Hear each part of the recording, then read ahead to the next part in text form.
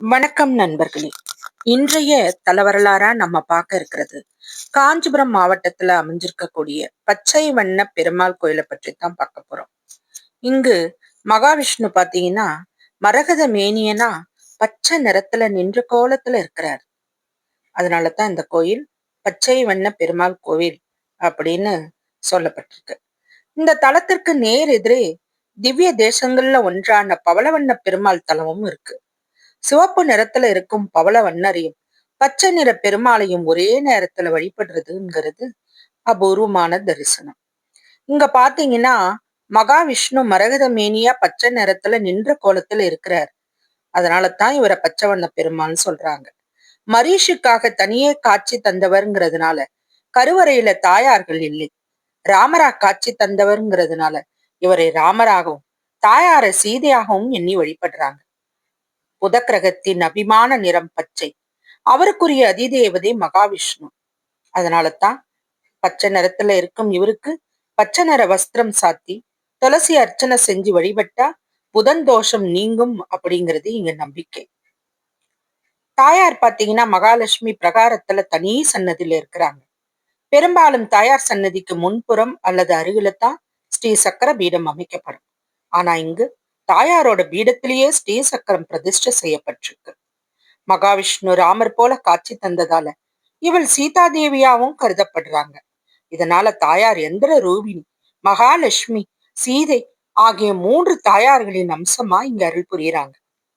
பார்க்கடல்ல பள்ளி கொண்டிருக்கும் மகாவிஷ்ணுவ தாங்கும் ஆதிசேஷனே ராம அவதாரத்துல லட்சுமணரா பிறந்தார்.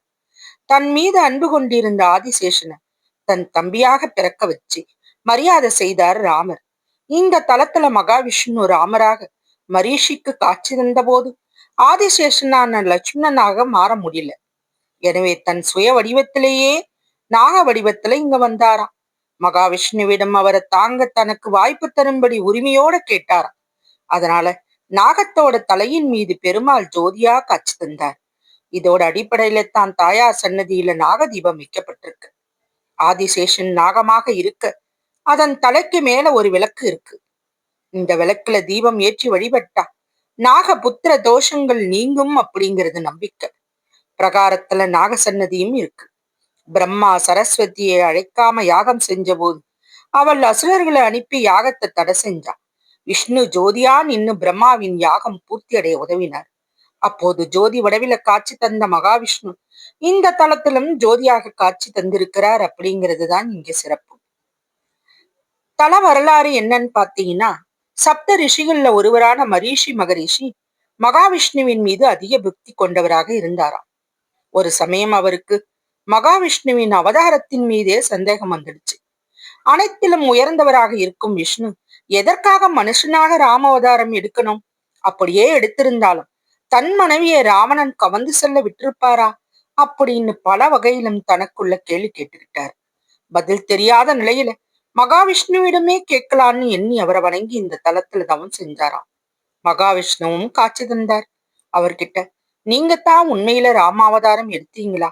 எல்லாம் தெரிந்திருக்கும் நீங்க எப்படி சீதைய ராவணன் கடத்தி செல்ல விட்டீங்க? இது உங்களுக்கு தெரியாம நடக்குமா? அப்படியே இருந்தாலும் சீதையை இலங்கைக்கு செல்ல வேண்டும் என்ன உங்களுக்கு தெரியாதா? மீட்கறதுக்காக நீங்கத்தானே போகணும். அதையே ஆஞ்சநேயர் உதவியோட தான் கண்டுபிடிக்க வேண்டுமா அப்படின்னு தன்னோட சந்தேகங்களாம் பட்டியலிட்டு கேட்டாராம் மரிஷி மகரிஷி. அவர்கிட்ட, நான் தான் ராமனாக அவதாரம் எடுத்தேன். இந்த அவதாரம் என் மீது அன்பு கொண்டவர்களுக்கு அருள் புரிவதற்காகவே எடுக்கப்பட்டது. எனக்கு சேவை செய்ய விருப்பம் கொண்ட சிவனே ஆஞ்சநேயராக அவதரித்தார். எனது தரிசனம் பெற விரும்பிய அனைவருக்கும் இந்த அவதாரத்துல நான் காட்சி கொடுத்தேன். பிள்ளைகள் தங்கள் தந்தையின் சொல்ல மதிச்சு கேட்கணும். சகோதரர்கள் ஒற்றுமையாக இருக்க வேண்டும். மருமகள் தனது புகுந்த வீட்டுல உள்ளவர்களுக்கு மதிப்பு கொடுத்து அனுசரணையா நடக்க வேண்டும். கணவனது சொல்ல எந்த சூழ்நிலையிலும் மீறக்கூடாது.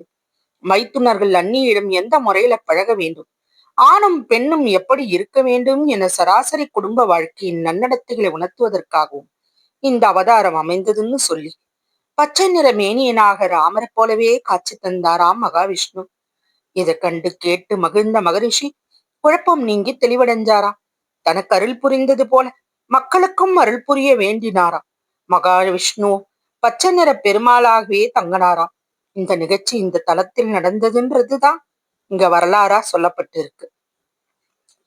அது போல இந்த கோவில்ல பாத்தீங்கன்னா தாயாருக்கு விசேஷ திருமணங்கள் செஞ்சு வழிபடலாம். திருமஞ்சனங்கள் இங்க பிரார்த்தனை பாத்தீங்கன்னா திருமண புத்திர நாகதோஷங்களை நீக்க இங்க வேண்டிக் கொள்ளலாம். சந்தேக புத்தி உள்ளவர்கள் தெளிவு பெறலாம். இங்க பாத்தீங்கன்னா காலை 8 மணி முதல்ல 11 மணி வரைக்கும், மாலை 4 மணி முதல் இரவு 7 மணி வரைக்கும் இந்த தலத்துல திறந்திருக்கும். இந்த நாராயணனோட லீலைகளை நம்ம என்னன்னு சொல்றது? எப்பேற்பட்ட ஒரு கோவில் தலத்துல இப்படி ஒரு அருமையான கோவில் இருக்கு பாருங்க. நமோ நாராயணான்னு கமெண்ட்ல டைப் பண்ணுங்க. இந்த கோவில் எத்தனை பேருக்கு தெரியும், எத்தனை பேர் பார்த்திருக்கீங்கிறதையும் சொல்லுங்க.